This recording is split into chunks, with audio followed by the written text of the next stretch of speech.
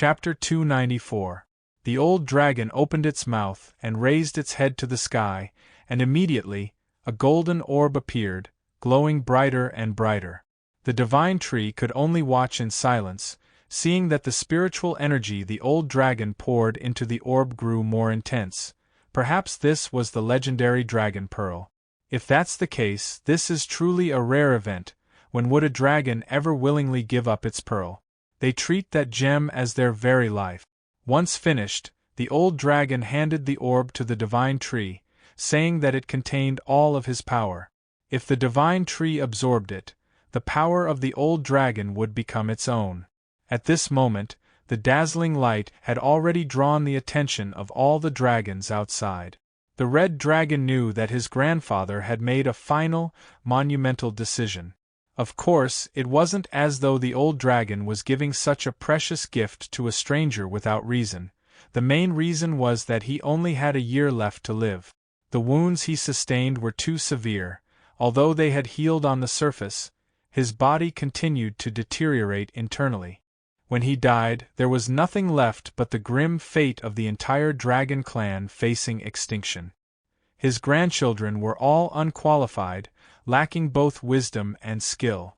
Fortunately, he met the divine tree, a powerful being like this, who could offer the dragon clan a new hope.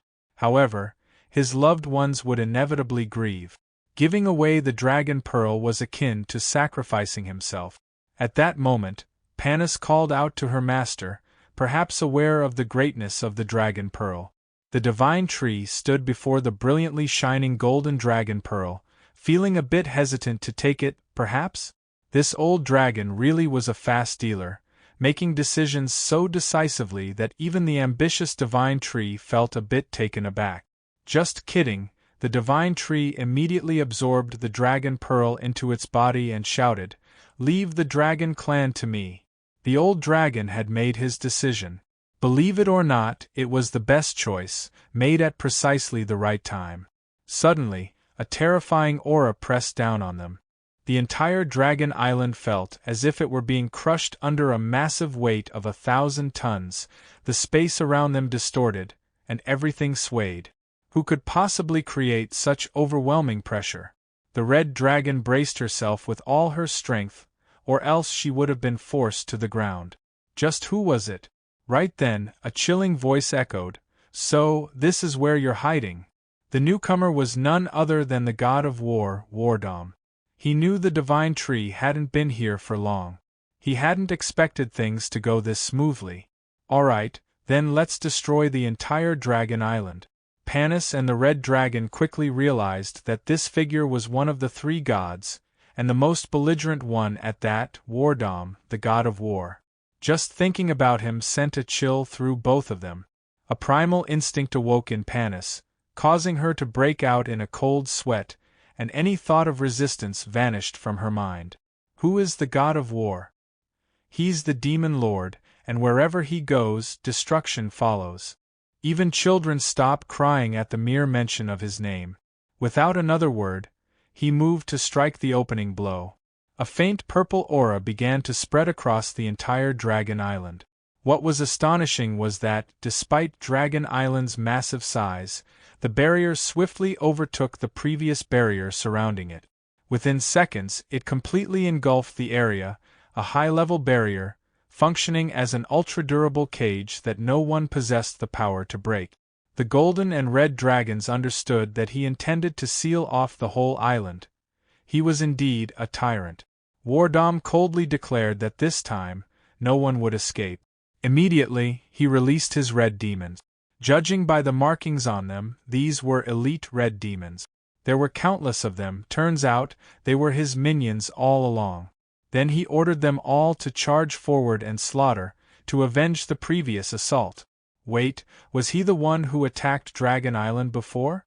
Setting that aside, the massive swarm of red demons headed straight for the dragon nest, where the aura of the divine tree emanated. The dragon faction didn't stand idly by. The golden and red dragons rallied their kin, rising up to fight with thunderous roars. Oh heavens, the firepower was cataclysmic! Panis could only transform into a bird and flee. The Dragon Clan had numerous third-order transcendents, and even some fourth-order ones, so this was clearly not a place she could fight. But before she could fly far, a stray spirit-powered projectile suddenly exploded near her. Panis was blasted back, slamming into a nearby tree. It wasn't a stray shot. A red demon had deliberately targeted her. At that moment, Panis was too shaken to escape. Luckily, a bright golden blast of spiritual energy suddenly shot into the demon, blowing it aside. The red dragon urgently told her to return to her master's side. But Panis shouted, "Watch out!" It turned out someone had blocked their path. It was Wardom. He declared that there was no escape, as this place had now become a sacrificial altar. If the red dragon wanted mercy, she would have to submit at his feet. In contrast to Panis's fear, the red dragon remained calm. She immediately rejected the god of war's offer. Then she called on Panis to fight with her. With no other choice, Panis raised her bow. Though she knew she wasn't skilled enough for the battle, there was no avoiding this fight to the death. And if that was the case, she would give it everything she had. Wardom shouted, "You lowly insects!" as he prepared a deadly sphere of spiritual energy himself. If it hit, these two wouldn't stand a chance, they'd be dead without question. But something flew towards him at high speed. What? He was forced to use his newly created energy sphere to form a temporary barrier to block the incoming attack. Quick thinking on his part. Yet the attack didn't stop, it kept soaring upward into the sky. Damn it, Wardom had anticipated this scenario. There was only one being capable of posing a direct threat to him. At that moment, the massive, pristine form of the ancient dragon swept past, creating a fierce gust. Without delay, the elder dragon began gathering magical energy in its mouth, preparing for the next attack. Wardom looked on with excitement at the appearance of the white dragon. This was a battle between the Dragon King and a god. Even without his dragon pearl, the Old One's remaining power was monstrous. A single blast of his energy could cover the sky. End of chapter 294.